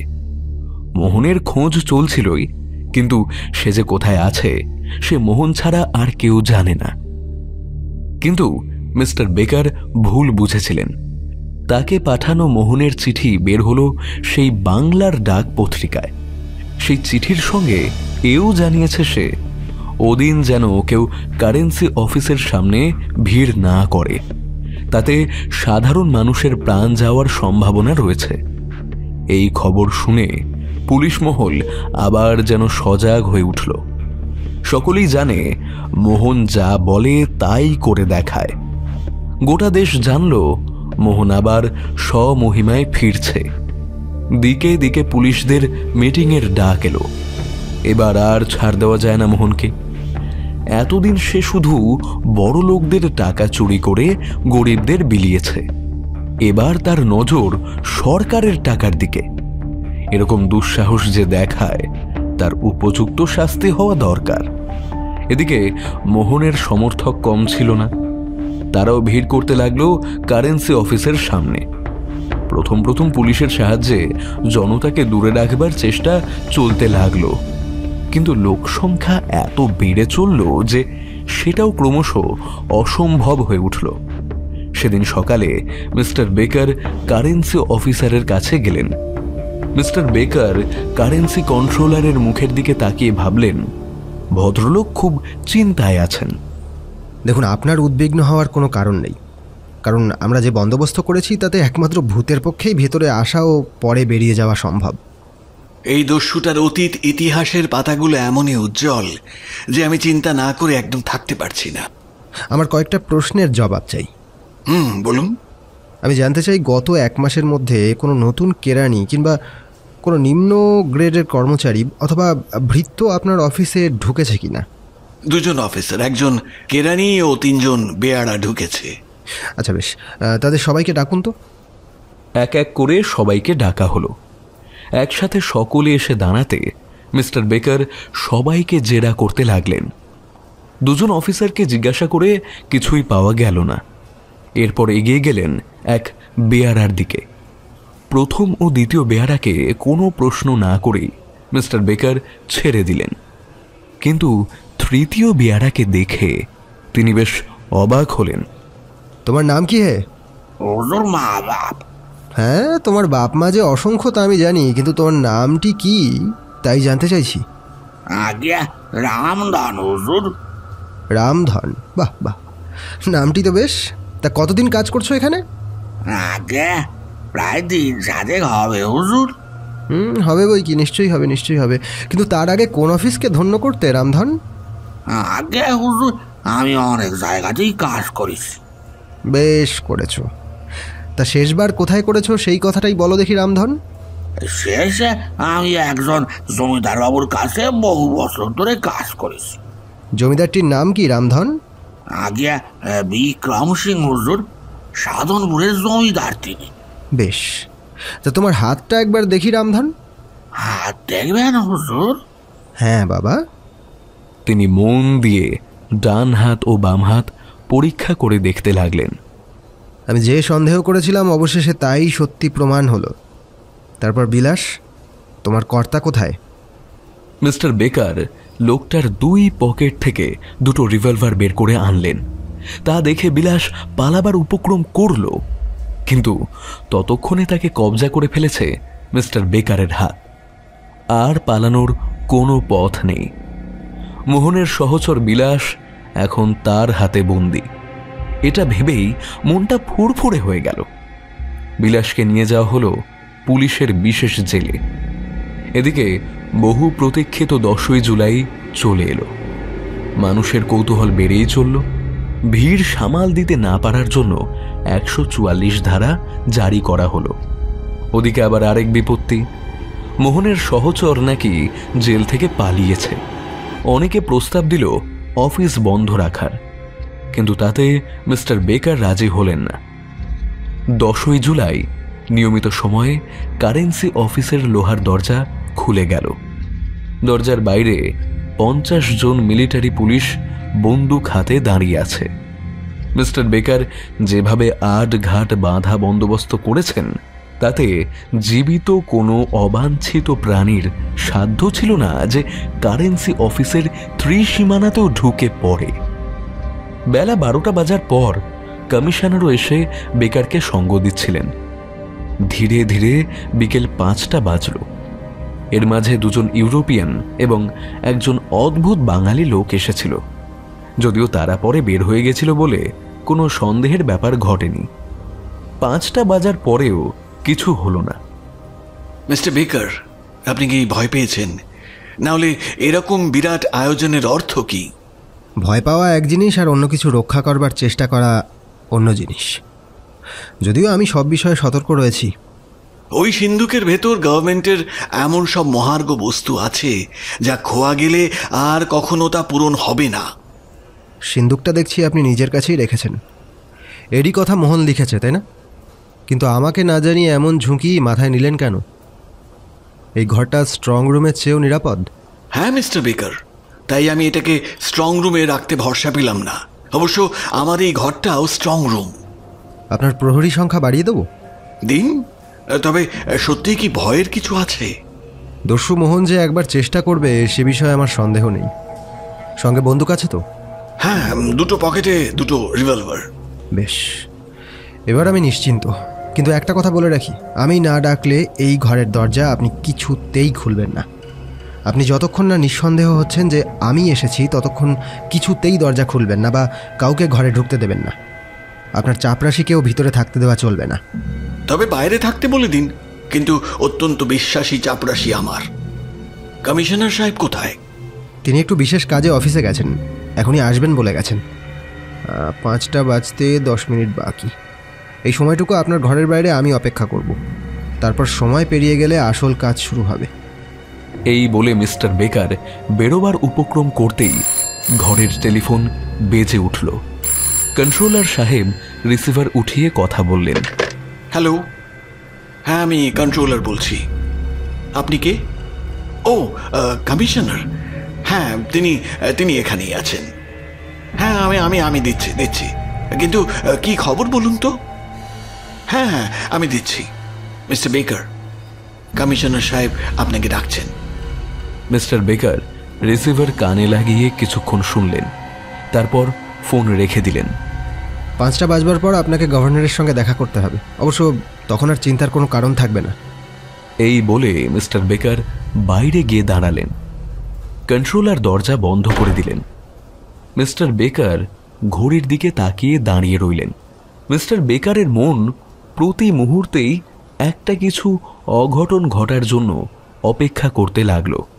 কিন্তু দেখতে দেখতে 5টা বেজে গেল, কিছুই হলো না। এত আয়োজন সব বৃথা।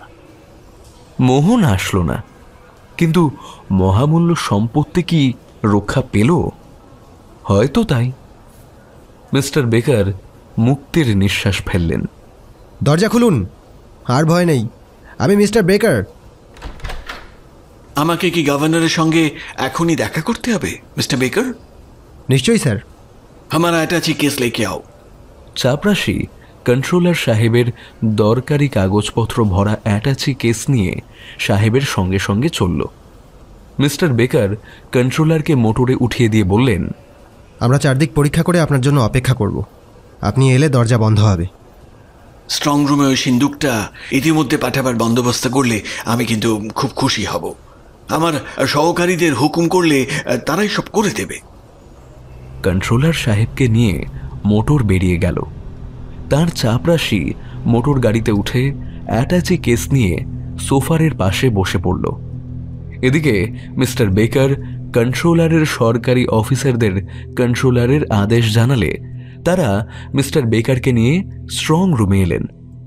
একজন অফিসার অকস্মাৎ চিৎকার করে বললেন, সর্বনাশ, বড় সাহেব এমন করে শুয়ে কেন? মিস্টার বেকার এক লাফে সেখানে গিয়ে দেখলেন যে কন্ট্রোলারকে তিনি এইমাত্র মোটরে চড়িয়ে গভর্নরের কাছে পাঠালেন, তিনি হাত ও মুখ বাঁধা অবস্থায় স্ট্রং রুমের একটা সিন্দুকের পাশে অজ্ঞান হয়ে পড়ে আছেন এবং পাশেই তার চাপরাশি প্রায় বিবস্ত্র অবস্থায় পড়ে আছে। মিস্টার বেকার দুই হাতে মাথা চেপে সেখানে হাঁটু গেড়ে বসে পড়লেন। তার মুখ থেকে একটা কথাও বের হলো না। অফিসাররা প্রথমে কন্ট্রোলার, পরে চাপরাশিকে ধরাধরি করে বাইরে নিয়ে গেলেন। এরপর সারা দেশে এই খবর আগুনের মতন ছড়িয়ে পড়ল। মিস্টার বেকার উপর মহলে জবাবদিহি করতে করতে এক প্রকার পাগল হয়ে গেলেন বলা যায়। গভর্নরের কাছে কৈফিয়তে জানালেন, হয় আমার বর্তমানে যেসব লোক কারেন্সি অফিসে ঢুকেছিল তাদের মধ্যে, নয় আমার সাময়িক অনুপস্থিতির সুযোগ নিয়ে সেই সময় যারা ঢুকেছিল তাদের মধ্যে মোহন ও তার সহকারীরা ছদ্মবেশে ভিতরে ঢোকে এবং আপনাদের সিআইডি বিভাগের লোক বলে পরিচয় দেয়। পরে স্ট্রং রুমে গোলযোগের কারণ আছে ভয় দেখিয়ে তাকে সঙ্গে করে সেখানে গিয়ে এবং ক্লোরোফর্ম দিয়ে আসল কন্ট্রোলারকে অজ্ঞান করে তার ছদ্মবেশ নেয়।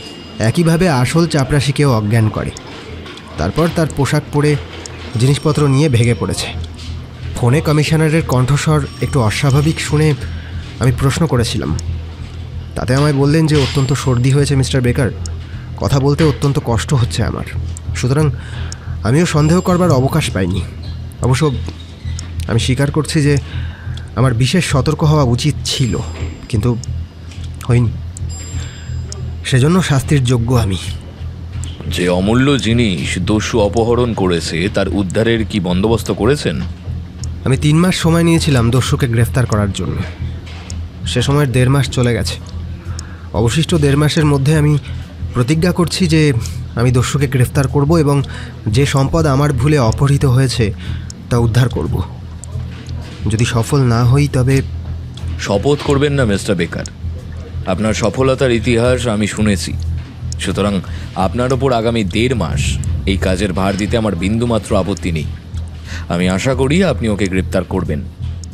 এরপর মিস্টার বেকার ক্লান্ত শরীরে বিষণ্ণ মনে বাংলোয় প্রত্যাবর্তন করলেন এবং সামান্য কিছু খেয়ে শুয়ে পড়লেন। মিস্টার বেকার শুয়ে শুয়ে চিন্তা করতে লাগলেন, যেমন করেই হোক দস্যুকে গ্রেফতার করতে হবে, চুরি করা সম্পত্তি পুনরুদ্ধার করতে হবে, না হলে তার জীবন ধারণের কোনো সার্থকতা থাকবে না। দেখতে দেখতে মিস্টার বেকারের নির্দিষ্ট সময়ের মাত্র 15 দিন অবশিষ্ট রইল। মিস্টার বেকার বাংলা তথা ভারত গভর্নমেন্টের সমস্ত শক্তি নিয়ে ঝাঁপিয়ে পড়লেও দস্যু মোহনের কোনো সন্ধানই করতে পারলেন না। তার মন উদ্বেগে দুশ্চিন্তায় দিন দিন ভেঙে পড়তে লাগল। মিস্টার বেকার সন্ধান করতে করতে আজমিরে উপস্থিত হলেন। আজমিরে উপস্থিত হয়ে তিনি সকল সূত্রের সংযোগ হারিয়ে ফেললেন। আজমির থেকে যেন দস্যু মোহন বাতাসে মিশে গিয়েছে বলে তার মনে হতে লাগল। পরদিন মিস্টার বেকার আজমিরের পুলিশ সুপারের সাথে কোনো এক গুপ্ত বিষয়ে আলোচনা করবার জন্য তার অফিসে হাজির হলেন। সোফারকে অপেক্ষা করতে বলে তিনি সুপারের অফিসে গেলেন। তাদের মধ্যে অনেকক্ষণ আলোচনা চলল। বাইরে মিস্টার বেকারের অনেক পুরনো ও বিশ্বাসী সোফার মোটরে অপেক্ষা করছিল। প্রায় আধ ঘন্টা হয়ে যাওয়ার পর পুলিশ সুপারের অফিস থেকে একটা চাপরাশ বাইরে এসে সোফারকে বলল সে যেন বাড়ি চলে যায়। মিস্টার বেকারের আদেশ। সোফার এক মুহূর্ত দ্বিধা না করে মোটরে স্টার্ট দিয়ে মোটর ছুটিয়ে চলে গেল। মিস্টার বেকারের মোটর চলে যেতে না যেতেই একই রকম দেখতে আর একটা মোটর এসে সেখানে দাঁড়িয়ে পড়ল। এমনকি সোফারকেও একই রকম দেখতে। 10 মিনিট পরে মিস্টার বেকার বাইরে আসলেন এবং মোটরে উঠে আদেশ দিলেন পুশ করে যেতে হবে। মিস্টার বেকার মোটরের এক কোণে হেলান দিয়ে বসে চিন্তা করতে লাগলেন। তিনি পুলিশ সাহেবের কাছ থেকে যে মূল্যবান তথ্য সংগ্রহ করেছেন তার মধ্যে কোনো সত্যি আছে কিনা তা পরীক্ষা করে দেখতে চান। পুষ্করের উত্তরে পার্বত্য পথের শেষে সমতল ভূমিতে একটা পুরনো অট্টালিকায় এক ভদ্রলোক সস্ত্রীক থাকতে এসেছেন। তিনি 2 হাতে টাকা খরচ করছিলেন, কিন্তু তার আয়ের পথ কি এবং কোথা থেকে প্রচুর অর্থ আসে আজমিরের পুলিশ বহু চেষ্টা করেও সে সম্বন্ধে কোনো কিছু খোঁজ পায়নি। মিস্টার বেকারের মন আনন্দে উৎফুল্ল হয়ে উঠেছিল।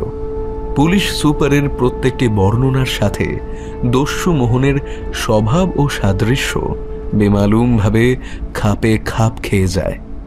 সুতরাং তিনি অনুসন্ধান না করে কিছুতেই ক্ষান্ত থাকতে পারেন না। চোখ বন্ধ করে এসব চিন্তা করছিলেন, হঠাৎ মোটর দাঁড়িয়ে পড়ল। মিস্টার বেকার চোখ খুলে দেখলেন মোটর এক দুর্গম পার্বত্য গুহার সামনে দাঁড়িয়ে পড়েছে।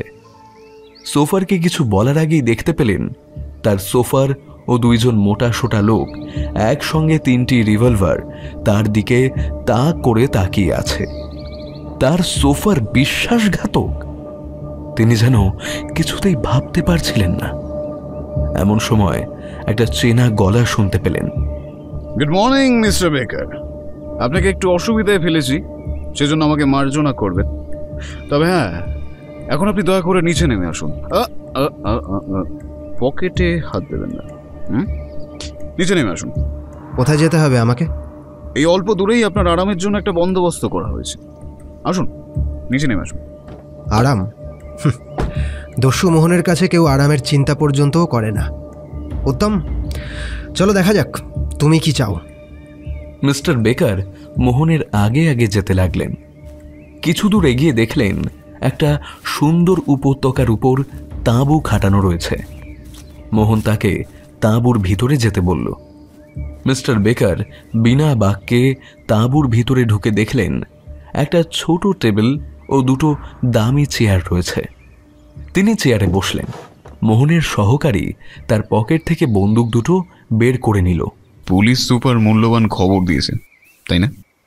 সে জানবার প্রয়োজন তোমার নেই। এখন তুমি কি চাও তাই বলো।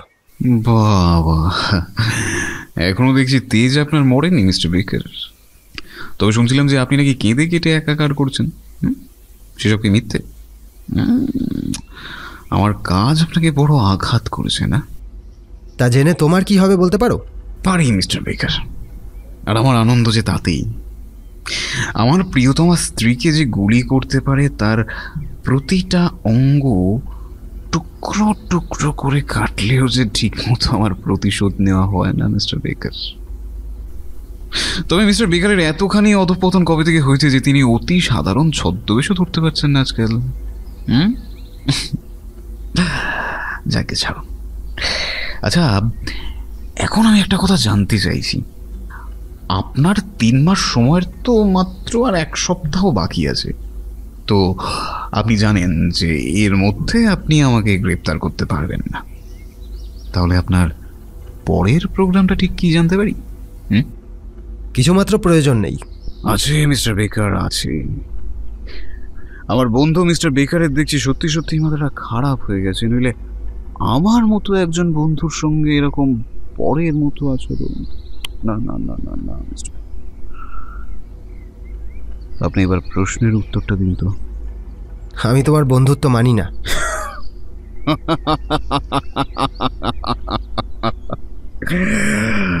আপনি সত্যি বলছেন মিস্টার বেকার, নাকি ইয়ার কি করছেন? হ্যাঁ, আচ্ছা ঠিক আছে ঠিক আছে, ওসব বাদ দিন। আপনি আজমিরে এসেছেন কেন? তোমায় গ্রেফতার করতে। ও, কিন্তু তার বদলে আমি আপনাকে অ্যারেস্ট করলাম। কেন জানেন? না, জানি না। তুমি আমায় তুলে এনেছো, তুমি জানো। কারণ আজ আপনাকে আমি খুন করব মিস্টার বেকার। কবে থেকে নিজের নীতিবিরুদ্ধ কাজ করা শুরু করলে? এখনো শুরু করিনি, তবে ইচ্ছে আছে যে আজ থেকে আমি শুরু করব। আমি আদৌ বিশ্বাস করি না। আমি বরং এটা ভাবছি তুমি আমাকে ধরে এনেছো কেন। ভাবনা চিন্তা করে মিথ্যে আপনি সময় নষ্ট করছেন মিস্টার বেকার। আপনাকে আমি আজীবন বন্দী করে রাখবো। তাতে আপনারই উপকার হবে।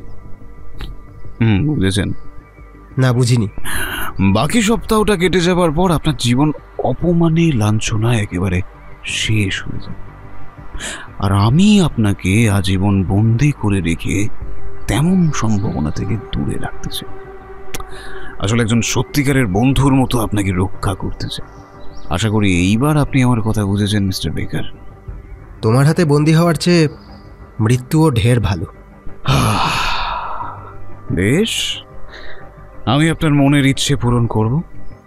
আপনাকে আমি মৃত্যু দেব, কিন্তু তার আগে আপনি আমার কয়েকটা প্রশ্নের জবাব দিন। বলো। মিস্টার সান্যাল যে চাকরিতে ইস্তফা দিয়েছেন এই কথা কি সত্যি? হ্যাঁ, সত্যি।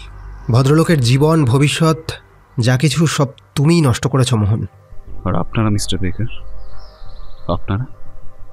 আপনারা যে গ্রেহাউন্ড কুকুরের মতো দিন রাত আমার পেছনে ছুটোছুটি করে প্রত্যেকটা মুহূর্ত আমায় বিষাক্ত করে রাখছেন, তা কোনো সময় বুঝতে পারেননি তা কোনো সময়? সাথে কি আমি আপনাদেরকে মানুষ না বলে কলের পুতুল বলে ঘেন্না করি মিস্টার বেকার? আমার জীবন, আমার শান্তি যে কিছুই নয় আপনাদের কাছে। যত কিছু মূল্যবান, প্রয়োজনীয়, মহামূল্যবান প্রাণ সব আপনাদের মধ্যেই ভগবান ভরে ভরে পাঠিয়েছেন, তাই না মিস্টার বেকার? অন্তত আপনার মুখে এই জবাব আমি আশা করিনি। মিস্টার সান্যাল আমাকে ফাঁসি কাটে চলাবার জন্য আপ্রাণ চেষ্টা করেছিলেন বিধাতার সূক্ষ্মতর নিয়মে।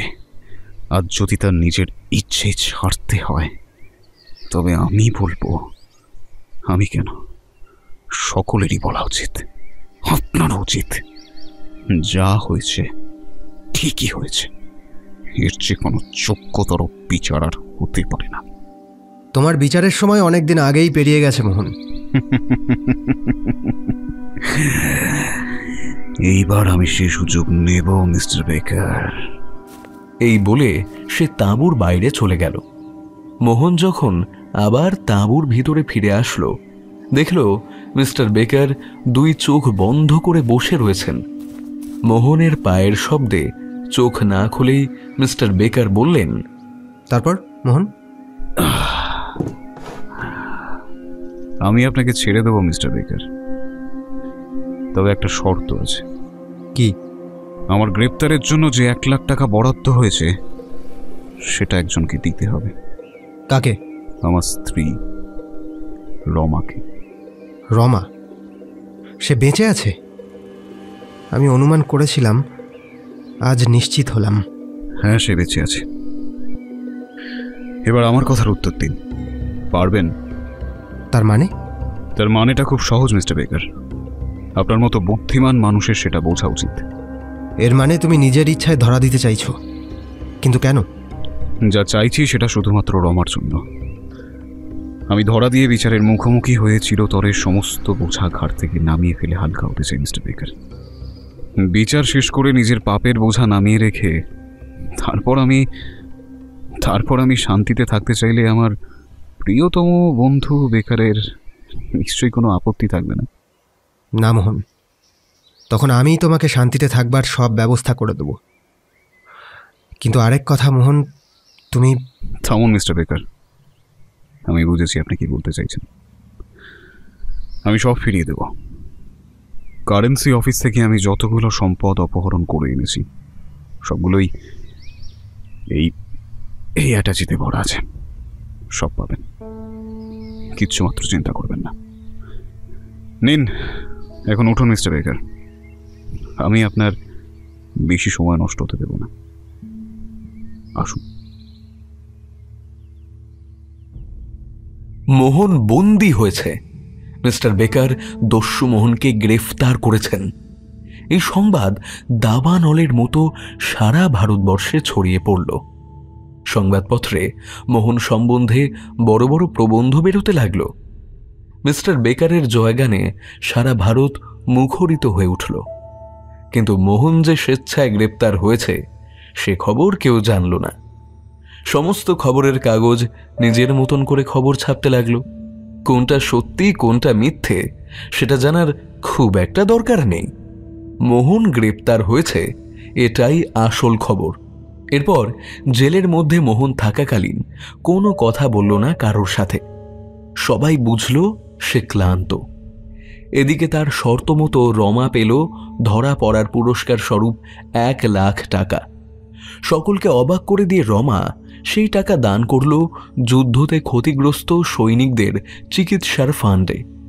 এদিকে জেলের মধ্যে ধীরে ধীরে মোহনের শরীর খারাপ হতে লাগলো। একটা সময় পরে তাকে হাসপাতালে ভর্তি পর্যন্ত করতে হলো। বড় বড় চিকিৎসকদেরকে নিযুক্ত করা হলো মোহনের উপর তদারকি করতে, কিন্তু বিশেষ লাভ হলো না। হঠাৎ একদিন খবরের কাগজে ছড়িয়ে পড়ল মোহন মারা গেছে। এই খবর কলকাতা তথা ভারতবাসীকে যেন একটা ইলেকট্রিকের শক দিল। বহু মানুষ কান্নায় ভেঙে পড়ল, কিছু মানুষ আনন্দে উল্লাস করল। যারা কাঁদল তাদের ভগবান ছিল মোহন। ওদিকে যাদের উল্লাস বাড়ল তাদের যমদূত আজ পরলোকে গমন করেছে। গোটা কলকাতা জুড়ে এক উত্তাল পরিস্থিতির সৃষ্টি হল। তবে সেসবের মাঝে রমা পুলিশদের জানালেন যে মোহনের শেষ ইচ্ছে ছিল আজমিরের একটা বিশেষ জায়গায় যেন তাকে দাহ করা হয়, যদিও পুলিশ প্রশাসন সেই ইচ্ছে মানতে রাজি নয়। ঘরে বসে রমা হাউ হাউ করে কাঁদতে লাগলো। বিলাস এসে বলল, মা, আমরা একটা ব্যবস্থা করছি, আপনি কাঁদবেন না। আপনি ভুলে গেলেন বাবু যা চান তাই করে দেখাতেন। কমিশনার ঠিক করে বসে আছেন। মোহনের দেহ কোনো শ্মশান ঘাটে যাবে না, জেলের মধ্যেই দাহ করা হবে। কোনো এক জাদু বলে কমিশনারের ইচ্ছের বিরুদ্ধে সেই দেহ তুলে নিয়ে গেল রমার পরিবারের কিছু লোক। সেটা জানল একমাত্র পুলিশের উপর মহলের কিছু লোক। প্রবল বৃষ্টির ভিতর 6 জন লোক মৃতদেহ কাঁধে করে দ্রুত পায়ে প্রায় ছুটে যাচ্ছিল। তারা শহর ছেড়ে এক জঙ্গলের ধারে হাজির হলো। সেখানে 2টো মোটর চারিদিক ঢেকে দাঁড়িয়ে অপেক্ষা করছিল এবং অদূরে একটা খাটে মৃতদেহ পড়েছিল। মোহনের মৃতদেহ সেখানে এলে একটা গাড়ির ভিতর থেকে রমা ডাকলো, এসেছিস বিলাস? নে বাবা, শিগগির ওর দেহ আমার গাড়িতে তুলে দে। সঙ্গে সঙ্গে লোকগুলি খাট থেকে মোহনের দেহ মোটরে উঠিয়ে দিল। বিলাস, ডাক্তারবাবুকে জিজ্ঞাসা কর তার ইঞ্জেকশনের সবকিছু তৈরি কি না। আমি তৈরি রমাদেবী, আমার 2 মিনিটের বেশি সময় দরকার হবে না, তার মধ্যেই কর্তা বেঁচে উঠবেন। উনি বৃষ্টিতে ভেজেননি তো বিলাস? না মা। চিকিৎসক মোহনের মোটরে ঢুকে গেলেন। এইবার তোমরা ওই মৃতদেহটাকে এই খাটে তুলে নাও, তারপর শ্মশান ঘাটে গিয়ে যথারীতি দাহ করে এসো। বুঝেছ বাবা? হ্যাঁ মা, ওই ডাক্তারবাবু বেরোলেন। রমাদেবী, কর্তার জ্ঞান ফিরেছে, আপনাকে ডাকছেন। রমা দ্রুত গাড়ির ভিতরে ঢুকে গেলেন। দেখলেন মোহন চোখ মেলে তাকে দেখছে। রমা গাড়ির দরজা বন্ধ করে দিলেন। গাড়ি চলতে শুরু করল। মোহনের মৃত্যু নেই। 100 কোটি ভারতবাসীর আশার প্রদীপ হয়ে জ্বলে উঠবে সে বারবার। আবার ফিরে আসবে অন্যায়ের প্রতিবাদে মুখর হতে। দস্যু নয়, সমাজসেবী মোহন।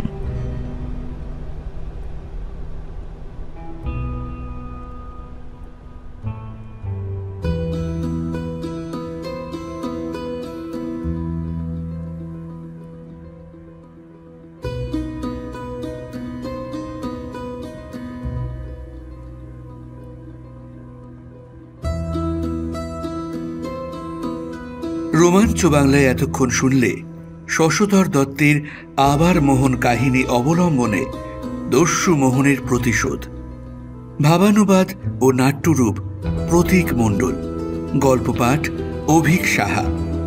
বিভিন্ন চরিত্রে অংশগ্রহণে মোহন সুভাষ বিশ্বাস, রমা দিতি প্রিয়া Roy, mister baker Soumen Majumdar, mister Shyanal Debanjan Mukherjee, commissioner Priyanath Mukherjee, ডাক্তার Uday Saha, governor Sourav Roy, controller Raj Chattopadhyay, officer 1 Dibyendu Goswami, Bilas mister Basu Roy Bahadur ও অফিসার 2-এর ভূমিকায় সৌরভ সাহা।